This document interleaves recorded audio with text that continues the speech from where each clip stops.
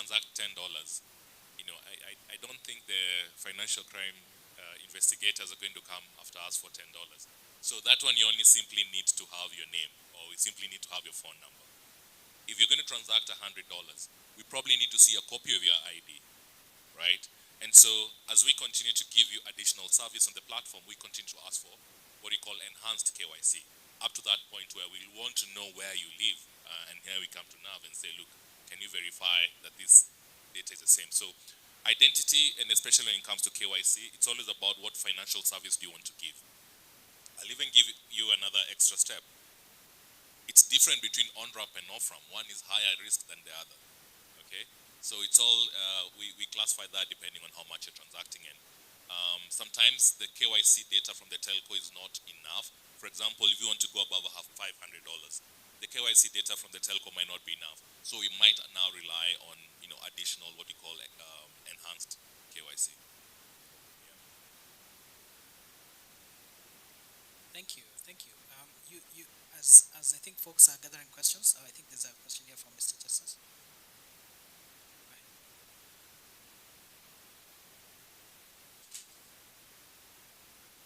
Thank you very much. Ladies and gentlemen, this is really, really powerful.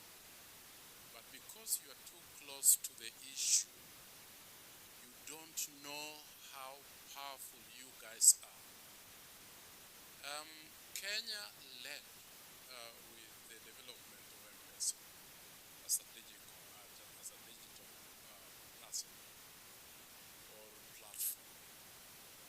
And I was at that time part of an organization that was having a conversation at the international level to try to find out how money and resources can reach real case users at the village grassroots level. And it was absolutely difficult.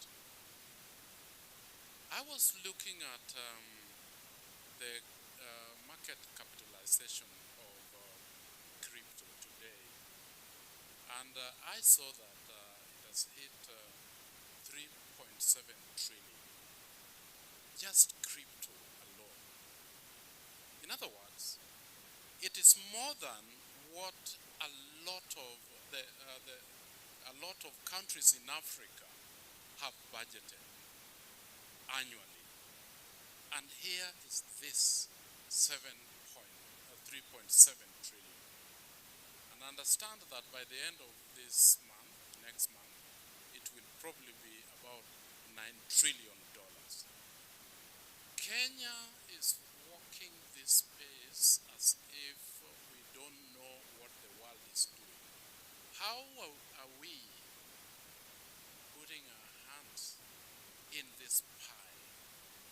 4 years ago, I understand that there was a task force that was appointed to look at how regulation will come into crypto. You are the experts. My question is, where is it now? Because when you mention crypto to banks, central bank and other commercial banks, it is as if you have mentioned the word devil. A lot of countries are now embracing this. And regulation and policy is what needs to usher in our own entry into this important business. So I am sure that you do know where this is, or if you don't know, let us know how you can play a role in convincing the government that they need to be in crypto right now. Thank you very much. Yeah, thank you for that question. I think part of it can be answered here. I think also the next panel may cover a part of it, so stay tuned for the next panel as well. They should have somebody who has a response to that. So I think, do we have anyone who would like to take that as we close to winding up? Yeah, no, that's a really good question. And having been involved in the industry for many years now, there's been um, various efforts that a lot of players have done in terms of trying to get, especially the regulators, closer and closer to understanding the technology and the opportunity at hand. Um, I like what you said that mentioning crypto around bankers, um, and especially the regulators, at some point was very dangerous. I think we've lost professional networks because we're in crypto, but now everyone is sort of warming up to it. And to bring you up to speed, in the last couple of years, there's been a few sort of spirited sprints in terms of drafting regulations. These are already sort of at advanced stages in Parliament in terms of discussion and being passed. The other players who are not in this room who have been very closely involved in that process, supported in a lot of resources. That's a lengthy legal process. So we have our lawyer friends who are not here today, but we are a big community, and everyone, so many stakeholders have been involved, from us who run businesses and doing investments to the ones who, in charge of compliance and regulations. So there's a lot of concerted effort, I can assure you, and I've been playing my part. Daniel has been playing a very big part, and we've all been contributing to bringing this closer and closer together. And there's a very big opportunity in the next couple of months. Hopefully, once we get the regulations in place, this room will probably be 3 times or 5 times as big, because then everyone will get very comfortable in investing in this industry. And finally, I can reach out to the professional networks who abandoned me and tell them now it's legal. Yeah. Thank you for the question, and thank you for taking it. I think now we'll, as we draw close to a close, if you have any questions and you would like to approach any of the panelists directly, feel free to approach them and share your contacts. There's going to be a bit of a networking session towards the end of this event. Um, as we close, there's two questions. The first one is, and this one I think goes to you, Nav, and of course Isha.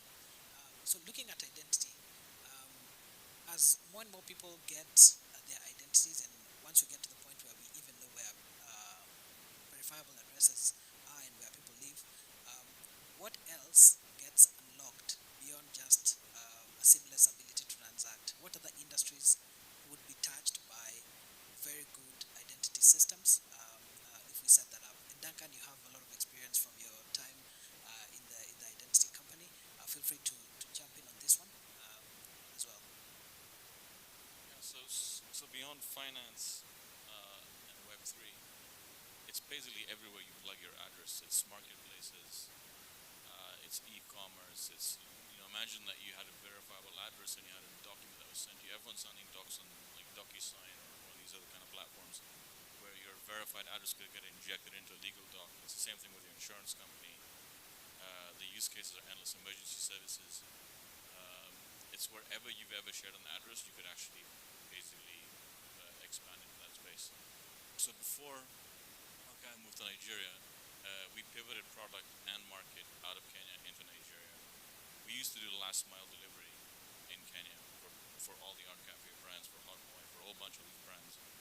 The market wasn't big enough for us. We found a much more urgent issue, which was the KYC for addresses. And so we went to Nigeria. We worked with Uber. We were one of the handful of companies in the world that had access to Uber's API. So you were able to hail a cab through your OK Hi, your OK Hi address app, and we cut Uber's pickup times by 20% on average. So if you have a high quality digital address, it's verified, you could plug that data into any space and basically enable seamless use cases. Yeah, thank you for expanding my thinking around that. Yeah, just to add on to that, years ago I sort of designed this what I call like the identity journey of from cradle to grave. So when you think about identity, from when you are born, you got that birth certificate. That's your first identity, right? And every time you interact with an authority, you go to school, you get a new identity. So identity keeps on following you around. And so even other non-financial use cases, when you're getting a SIM card, that's just communication. When you're signing up at immigration, they want to know where you're going and all that. So there's a lot of what you need to follow is just a human being from cradle to grave, and each and every of those points there's identity embedded, including e-commerce, shopping. Um, yeah, some of them, some services are gated. So what's going to happen is adoption is going to rise faster in sort of regulated industries, right? So financial services are going to have faster adoption. At some point, maybe e-commerce. Now, what's going on in Europe, sort of age-gated services now require you to verify your identity. So it's coming closer and closer home, and you'll find it across so many different use cases. And because of the digital device, I mean mobile phone, it's now so much easier to do it. Wow, thank you. Isha, would you like to wrap it up? Happy to. I mean, these guys get very serious in financial services, obviously, but I'm going to talk to about some of the fun ones that I've kind of seen in the recent past. EU just had a regulation that said that you actually have to verify that you're over 18 to be on Tinder and any dating app, and so you need identity for that. When you order food, especially alcoholic beverages in a lot of countries, I literally in New York have to give my passport or some kind of thing to the guy who's delivering it. I don't want to do that. I don't want to give him my passport to say, hey, for a bottle of beer. And so identity can be used for like you'd be surprised how much you use identity on a day-to-day basis. Things like even like dating has become identity gated, and I think it's just like tip of the iceberg now, right? For digital identities, a lot of the world didn't have digital identities and still doesn't have it. With the digital identities becoming more popular and more commonplace with everyday people, I think you'll see some really interesting use cases. I think 6 months from now, when we're sitting here, we'd be like, "Oh, digital identities. Yeah, of course we have them." Like, I don't know how many of you have them right now. I have one, but 6 months from now, I think everybody would have them and you're using them on a daily basis. Sorry for having so much talk about identity, but I kind of go crazy when this topic comes up. I just have one quick anecdote about the most powerful story I've ever heard about identity and how it can change a country's life and people's lives. So one time there was this young boy who lost both parents, and he was an orphan. Luckily, the country he came from had a really good sort of identity database, and they were able to identify that there is two adults who've passed away, and there's a child who's been left without parents. And quickly, because they had a digital database that keeps all this, they were able to intervene and make sure that that child is supported through school in scholarships and their school fees and their upkeep. The child was brilliant, and they ended up going all the way to university, and they finished university, and because they were brilliant, they got into one of the big four. So the guy, when he was selling us his story, was a partner at KPMG, and thankfully the government had a really good identity platform and was able to intervene in his life when he was really young, and he was able to have a whole complete different opportunity in life only because of that intervention. And so that's how powerful it is when you have proper identity infrastructure in a country. Wow, thank you. Thank you. I hope you guys have enjoyed and have learned as much as I have. The bet that the organizers of this panel took was that identities is going to be the next frontier. We have stablecoins, next is going to be identities. And I feel like the bet paid off. And I wish you guys the very best in what you're working on. Thank you all for your attention and your questions. Feel free to reach out to the panelists after this or during the networking session. Thank you for your attention. My name is Daniel Kimotho. It was a pleasure being the moderator of this panel. Enjoy your evening.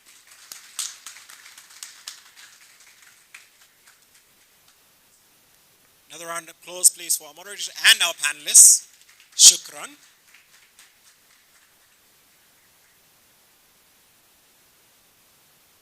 Get me a photo.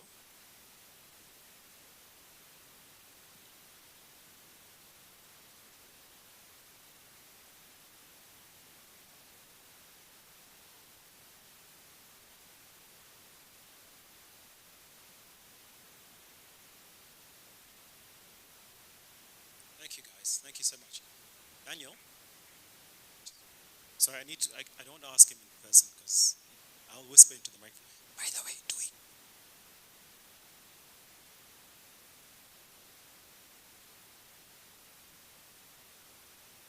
So Ibrahim, I promised you something, but I'm going to bring you in. That's what I was checking. I've just found an opportunity, so I'll bring you in a bit. In the meantime, you can be just downloading MiniPay. and then Ibrahim will take us through what we need to do.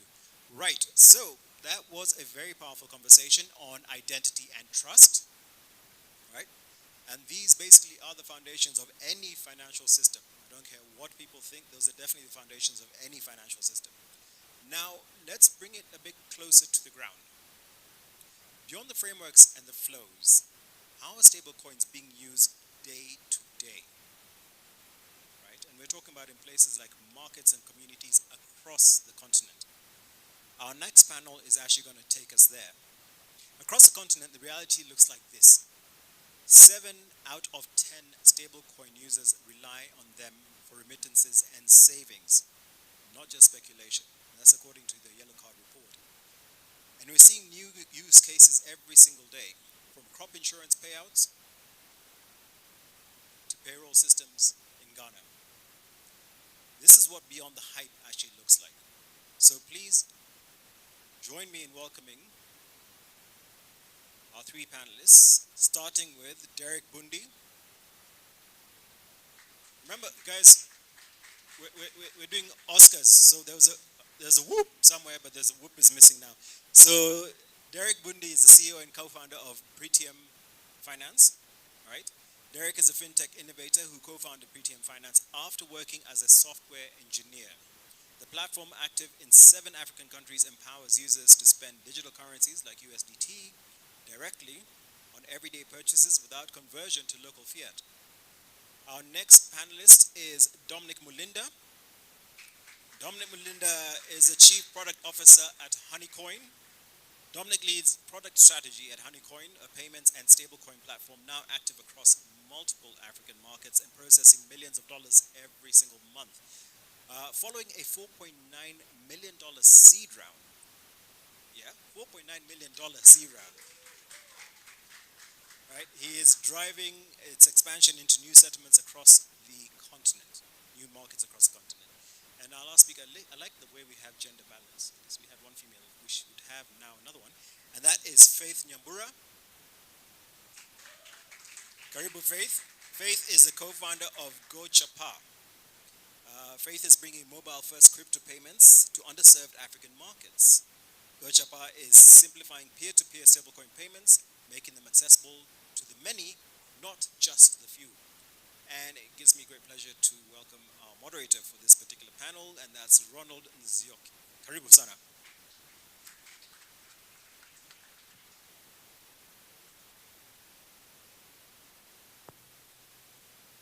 Wow. It's an honor to chill with the big boys here. One is operating in 7 African countries. The other did a pre-seed round that was very, very public, you know, like everywhere on the news. And then this other guy is here with GoChapa, like trying to onboard like average users onto Web3 and growing really fast. It's a pleasure. Karibuni-san. Yeah, I think for me, and don't worry guys, we won't take long. I promise you, after there's food, so chill. Guys, like it's always really important to go back to the beginning, right? The origins. So I'm pretty curious.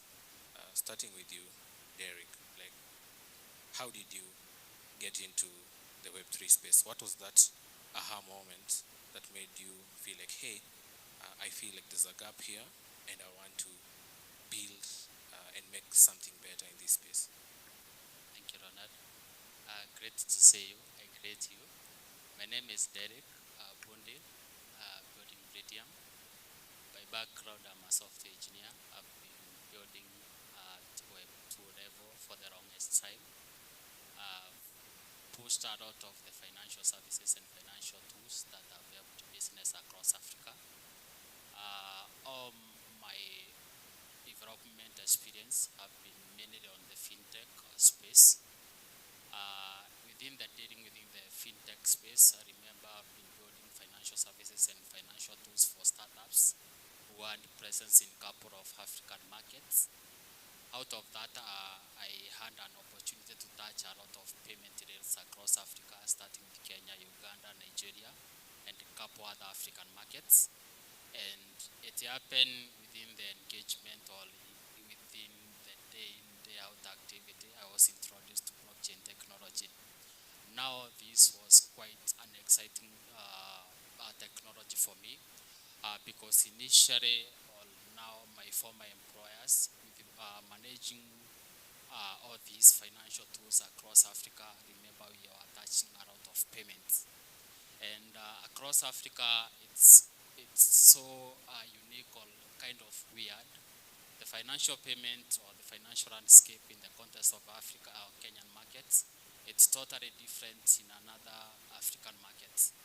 With such kind of the pain point we were experiencing then, and now here I've been introduced to blockchain technology, I could see the possibility of this new technology and how it can really bridge these two worlds.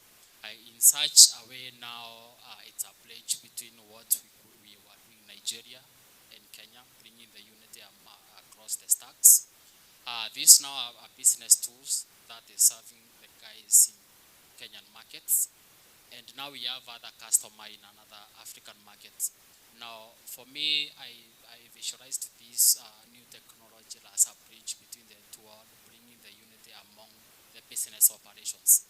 And since then, now when Pretium actually was born, and now upon being introduced to this new thing, it couldn't really fit with the current structure of my former employers. Remember, crypto is not a thing you go and tell business guys, let's introduce this new technology into our daily operations. So that wasn't quite of a conversation we could do then, but I pushed it out now to start building as a separate entity. And since then, we chipped out with my co-founder, Chris. He's there. By the way, we are a small team. In every meeting, we meet the Pretium team. We have Chris there, we have Faith there. So basically, that's all about me. Over to you, Dominic. Right. That's a really cool story. I'm drawing so many parallels because we kind of ended up in the same place, but with different origin stories.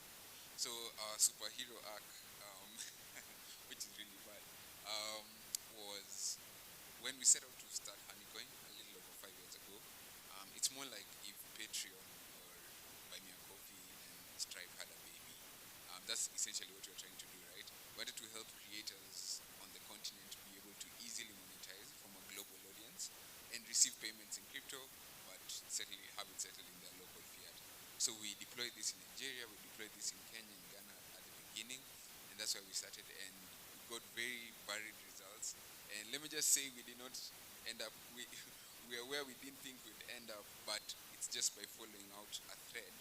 And the real, let me say, light bulb moment for us clicked with us when we started realizing a lot of the power users and the customers that we are serving, the big pain point that they had where they would lose so much time and so much value between the point where they actually have settled the money that they have earned, especially from cross-border payments.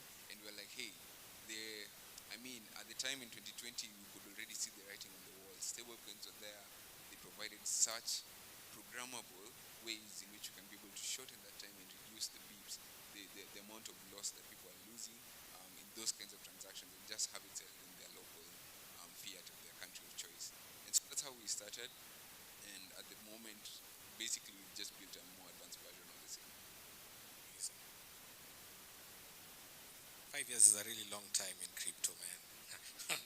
Congrats to you guys. So it's such a pleasure to be seated next to people who have been in the space for 5 years, considering us, you're not even a year within the space, but it's all good. We are learning from you guys. Yeah, so for Gochapa was started to solve just one problem, the complexity that is within the crypto space. And a lot of people, when they're starting in the space and the applications that were there and they're still there, is that they're very complicated and not very beginner friendly. So Gochapa was built with the whole idea of wanting to simplify the complex entry into the crypto market. So basically a very simple UI UX, and what we are already used to using, which is mobile money entry. So basically being able to buy crypto from as low as 200 bob from your M-Pesa, and you have crypto in your wallet. That's really amazing, and I love the fact that you're working on that. Man, like my entry into this space was very painful because you guys know, like, how many of us here, while in campus, used to do these gigs online to get to survive and have money to party? Yeah, I see you guys. So, for me, I did a gig back in the day, and then I was supposed to be paid by stablecoins on, I think, Tron network. At the time, I didn't really understand all these things.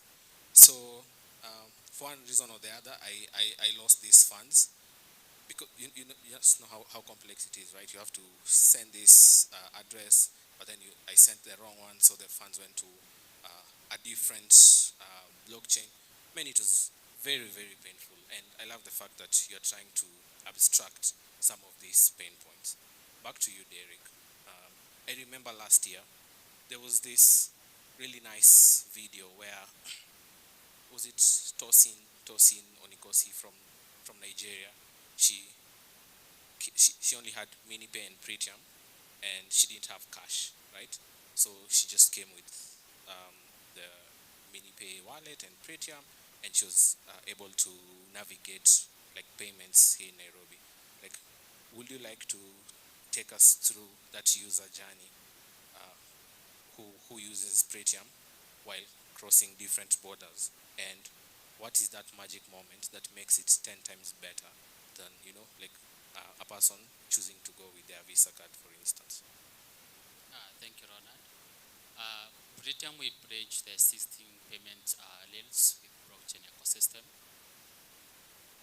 The beauty of our unique value proposition with Pretium, we touch the everyday payment portion of it in such a way everyone from your destination country, for us who are based in Kenya, we use our mobile payment on everything.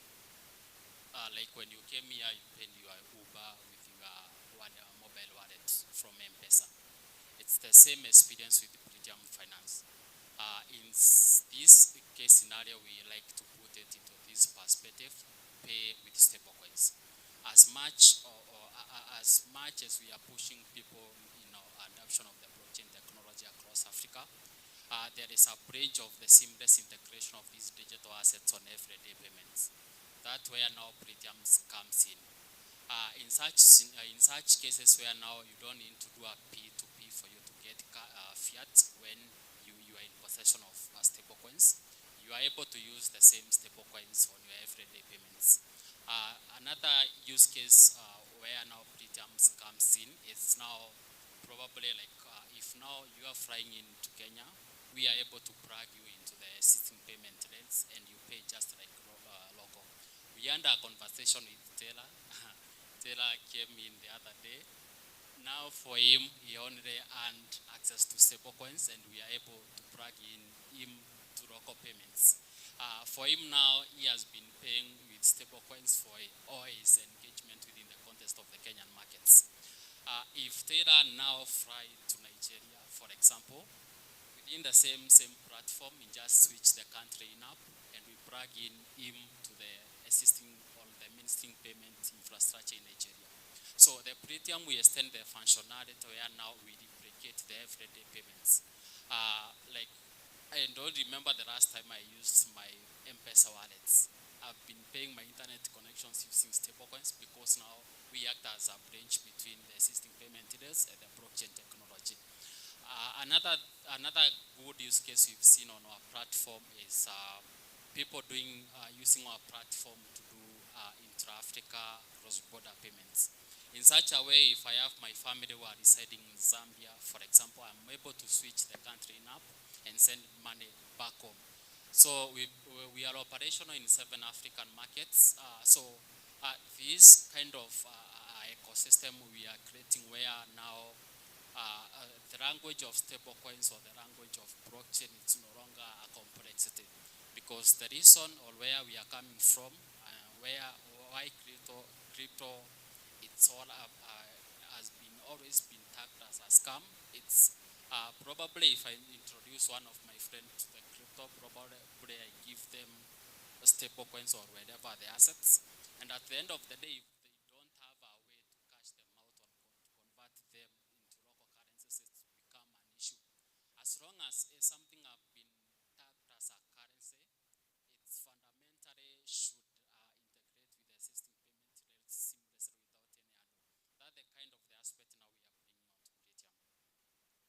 And maybe to mention, we live already on Play Store with over 10K people using our platform. Wow, that's really big, man. Congrats. Over to you, Dominic. Yeah, you mentioned that like when starting out, the problem was how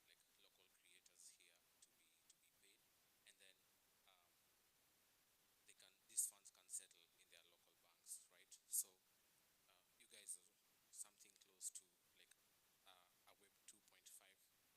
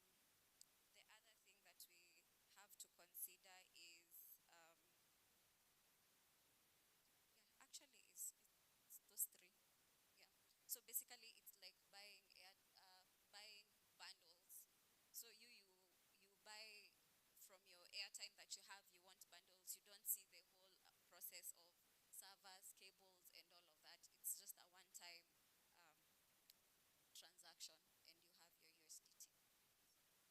I think I should try that after this. You should, and everyone else as well. Yes, please. Derek, you guys, like, your initial success was built on a brilliant, right, B2C model, right? But now you've expanded your offerings to have a B2B offering. I'm curious to know, like, how do you solve the challenge of scaling trust, especially with trying to accommodate businesses? For us, is living to what we promise. To put this into the right context is, if we promise to convert, if we promise a business like a seamless fiat to stables conversion instant, we live to that promise, and the same vice versa for the same. I would say that what really has pushed us to build trust with the partners that we serve at the moment. Over to you, Dominic. Like, what's the most important lesson you've learned about making your app easy to use for, like, the non-natives? That's a good question. Um, so I really lean heavy onto product for me. Design and engineering, that's my bread and butter. So I really strongly abide by this book called The Mom Test. And Sorry? the Mom Test. And the heuristic here is, if your mom can use it under 30 seconds, then you build something that is usable, right? And so our motto and our thesis really is to make it as crypto hidden as possible, right? Very clear local currency conversions, very clear, um, you know, um, quotes in terms of like, hey, you're sending this USDC, you're gonna receive this cash, right? Having very clear transaction costs, having as much chain abstraction as you can, setting your defaults to automatically like match whatever routing chains or networks that you guys are supporting without really having to burden the user. And of course, for the more sophisticated guys, having advanced settings like a tap away for them to do their own custom configurations. Maybe I want to move my stables through Tron instead of like, BAC or ETH. Let them have that option, but still abstract as much as possible. Make it as crypto hidden as possible. Because again, at the end of the day, people buy the outcomes. They really don't buy the chains, right? Have you moved my volley for me or not?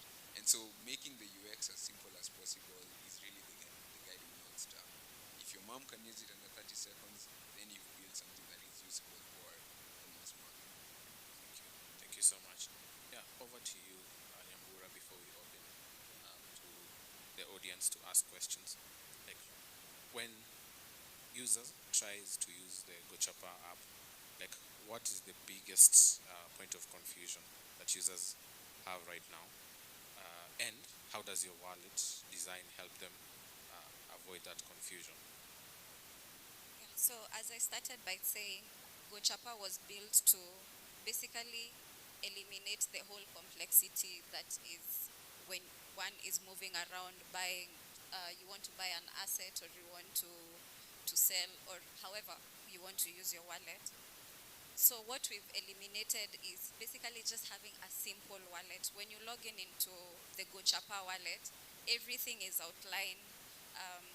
You want to buy, it's very straightforward. You want to sell, it's very straightforward. You want to transfer to another wallet address, it's also very straightforward. There are options to also scan QR codes so as to make sure that you get the right wallet address. So basically just making the UI UX as simple as possible. Thank you so much. Give it up to the audience to ask 2 questions before I close.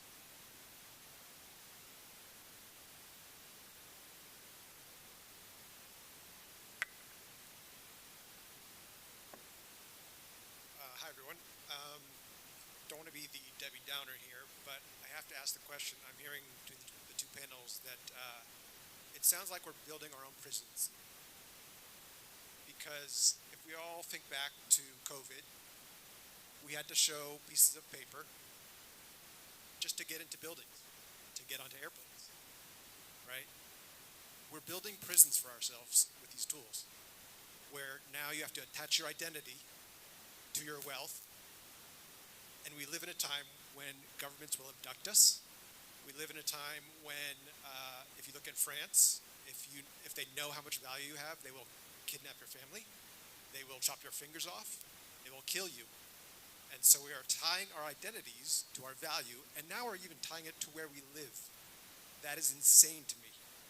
So I would like to challenge everyone to, instead of when the government tells us, here are the specifications that you have to build your technology to, push back against that, because they are not our friends, right? They are trying to tell you how to build the prisons to lock you in. So take off the chains of the blockchain and build for freedom. Thank you. Ronald, sorry, not to sound pedantic. I didn't hear a question. So can I throw an extra question? It was more of a challenge to the developers in the room to build freedom technology, not build prisons. No problem, that's fine. Thank you. Hi everyone, I'm Pablo from Carbon Sync. We're trying to democratize access to clean tech, to changing of habits. I'm curious to know from anyone in the panel, how do you decide, or what are the data points you look at to decide which pain point you should address? And then how do you know that that pain point will translate into value? Because you could have a pain point that's common across everyone, it doesn't translate into value. So I'm curious to know how you decided this pain point, we're going to address it. Try engineering, design, and all that into it. And then it actually came out to be, without the shotgun approach, we tried all of them. Like, is there a methodology? Anybody else have a question? Yes, we didn't have a Go question. first. Yes, no, Ron, just give me 1 second. Is anybody who has another question, or we can close it after this? Sorry, just take the 2 questions. My question is about the stablecoins. Sorry. So, from what I understand, when you're using stablecoins, you're basically buying more of the US debt, and by using like stablecoins, it's basically we are accelerating dollarization now. So, is that a foundation we want to build on for the future of Africa? Like, you know, we're basically enriching the dollar. Is that what we want to do? And is it safe for Africa? The other question is, now I've asked all my friends this, and nobody has given me a great answer. Like, why do we call them stablecoins? They're pegged to the dollar, and we know that the dollar has lost its purchasing power, at least by 90% since 1971. And this year alone, Q1, the dollar went down by like 11%. So is that really stable, and should we really be calling them stablecoins? Or is it just like a marketing thing?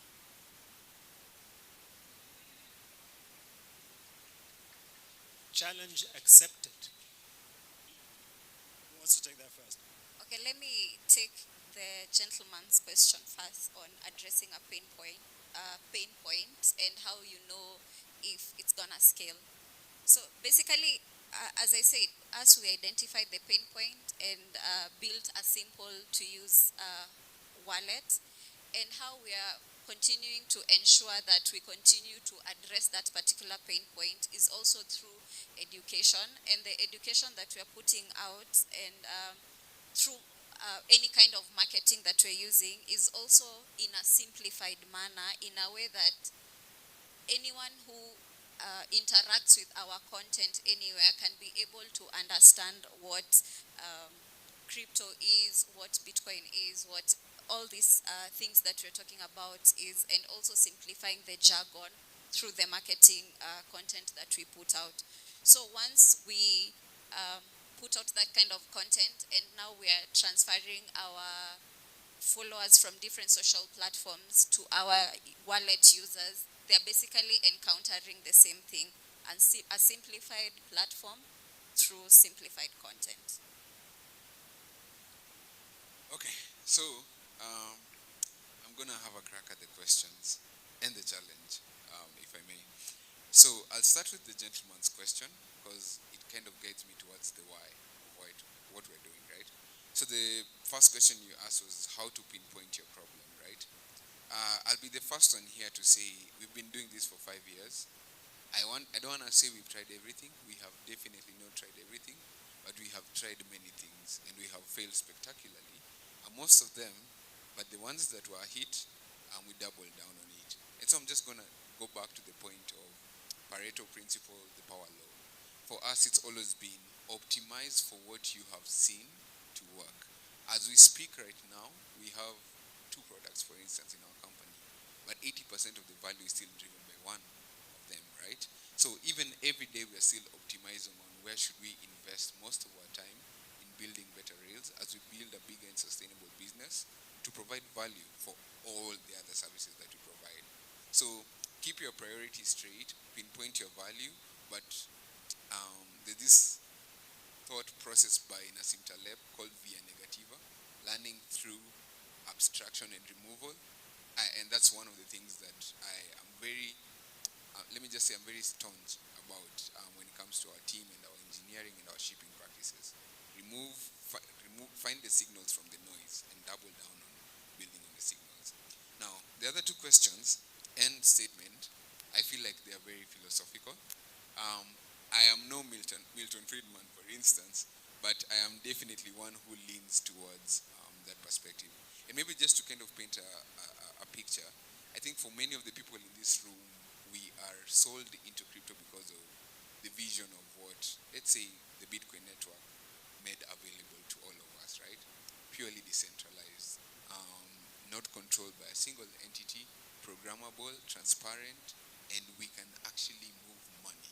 And I think it behooves every builder in the room to find out how do they build out or see that vision in whichever way they play come to pass in the world that they live in. Now, I did start by saying our origin story was I just wanted someone to be paid BTC from Russia and have Kenya shillings here. That is genuinely how we started. But then, again, applying the context that I mentioned to you about doubling down on the things that we found valuable, we found that the constraints of the market as we are, we provide the most value by solving a very specific problem of international finance payments to businesses, right? And who knows, the people who are not shipping, the people who are not optimizing and learning with the times are bound to die. You know, the IBMs of 1970 are not the Googles of the 2000s. So in 10, 15 years in an age of AI, I think crypto payments would be dominant. I think decentralized payments would be dominant. And of course, we're all keeping an eye out to make sure, okay, let's say we have the stablecoins payments layer already in place. How do we make it more decentralized? And then finally, on the dollarization question, again, I am no economist. I am no Milton Friedman. I am purely a designer and engineer. However, I don't think I want to speak on like world economics with regards to the strength of the dollar against any other fiat currency in the world, but really the rationale behind stable coins is to have it pegged, right, towards a particular local currency outside of the volatile blockchain native tokens.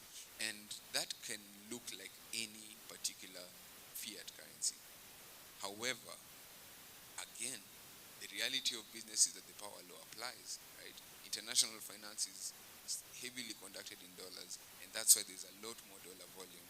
I mean, you just need to look at the market cap. Outside of the $2.3 trillion that BTC probably holds in market cap, most of it right now is sitting on stablecoins, right? And that is to show, it's not to say that we do not want to head somewhere. It's more where every builder has to choose what's the pragmatic path for them to build towards a future that they want to see. And so, yeah, I pray for us to get to a point where we don't need to deal with shillings. I can transact with a Nigerian purely on BTC, and we're building towards that. But there are so many, let me just say, there are so many chips that have to fall in line And we also, as a community, we have to drive so much consensus to non-techies, to people who are not deep into the space, to find this consensus, to allow them to participate in this particular philosophy as well of payments. It's almost like we have to yank the world forward towards a different way of thinking about how to exchange value, right? Yeah. Yeah, those were really intense. Just final thoughts as we close. Starting with you, Derek.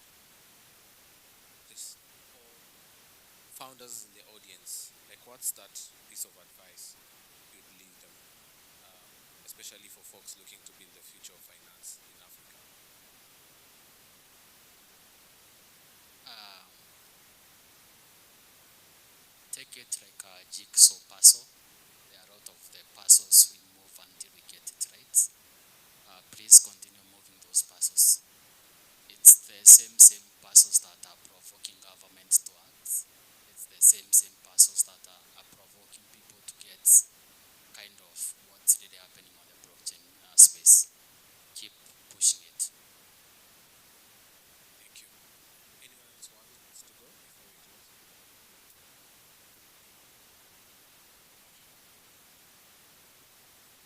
Okay. I think for me, in terms of parting shot, I'll just say trust is my parting shot. Borrowed trust becomes earned trust. The more you become reliable, the more you do what you say you're gonna do, and the more people can rely on you to provide a service consistently. So just work hard towards getting there. Clearly, great minds think alike. Also, my parting shot word is trust. And I'll finish by saying if we earn trust, we can definitely scale impact. Wow. Yeah. Thank you so much. Have to put a close there. But yeah, I think for me, stablecoins is that one killer use case that we found in crypto because like the barriers to entry are so low and this like a huge pressing need for people in different parts of the world, especially in emerging markets. Right? Just go to devs in Argentina, and most of them prefer if you don't pay them in stable coins, don't even mind talking about the job. Like they won't be interested. Just visit our brothers in Nigeria and see how much they prefer to hold USDT and other stables over their own local currency. Thank you so much, guys. Round of applause for panelists. Thank you so much, Ronald. You need to be beaten with the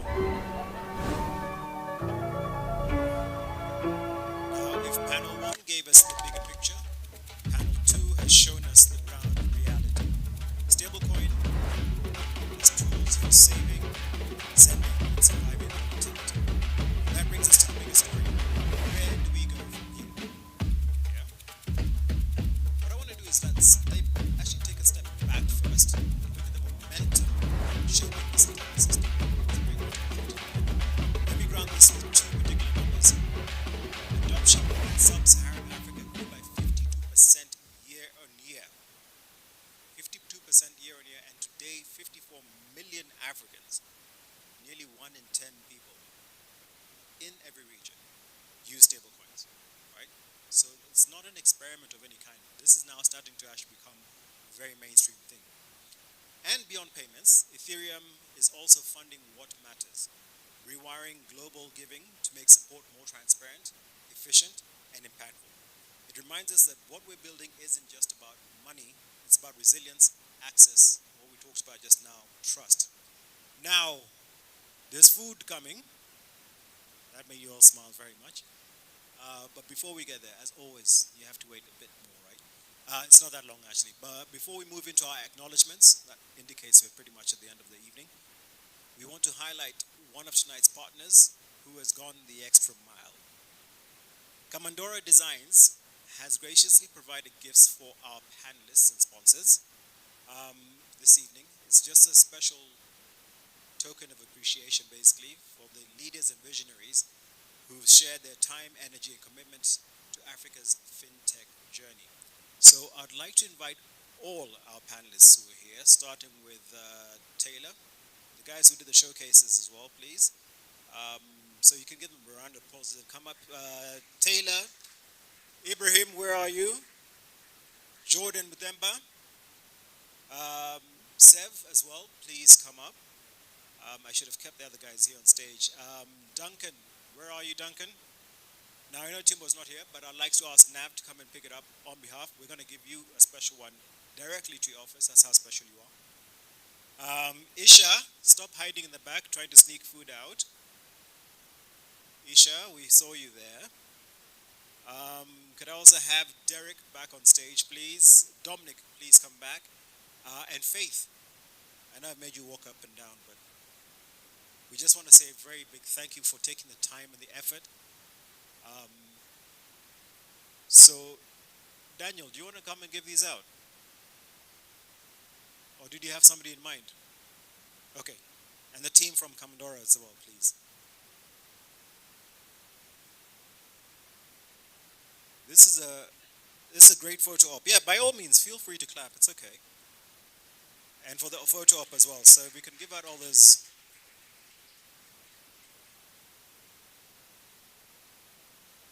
So this is entrepreneur. English has failed me. This is entrepreneur behind Commodora Designs. Her name is.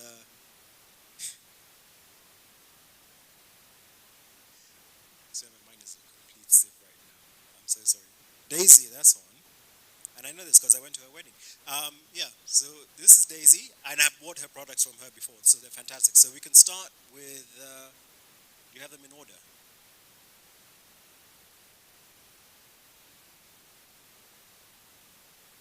Anybody, basically, because we need to. And Ibrahim, then you're going to stay up here, yeah? So we can go through. I'm saying when we get your gift, you're going to stay here so you can do the mini pay. Aisha? So Aisha, thank you so much.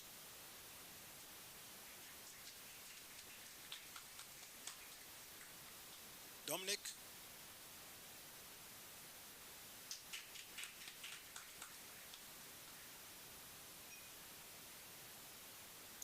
Who's next?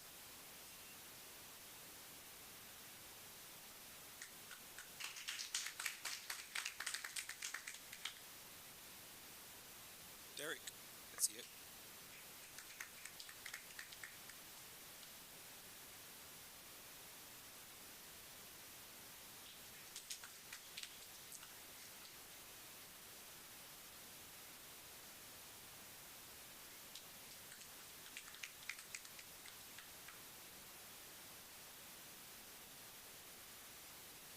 So we'll take it. And then we've got another two here. Who's missing one? 3 people missing. Okay.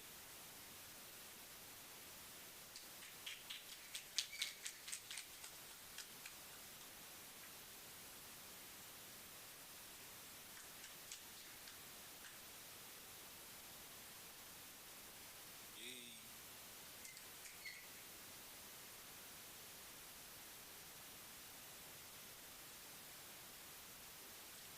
So Taylor started it off and gets the last one. So another round of applause for our panelists. Thank you so much, guys. We are just about to wind up. So yeah, have you finished the photos?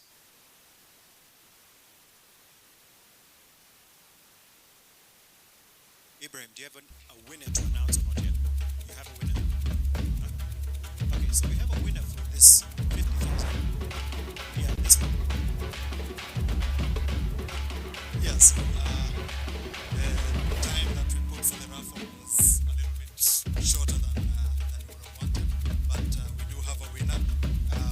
The one who won the 50,000 mAh power is Dede James.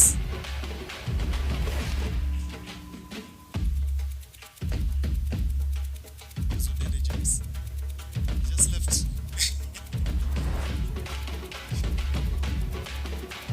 We have to find the next one. Okay, let me check the next one.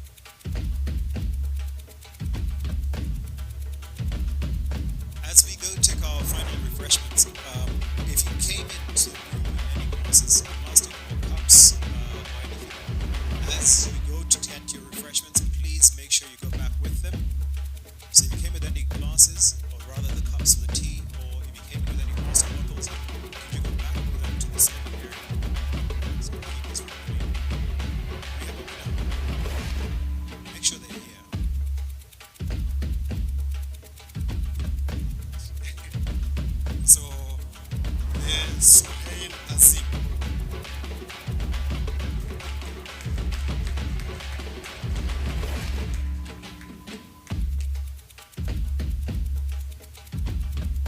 Congratulations, Suhail. Photo time.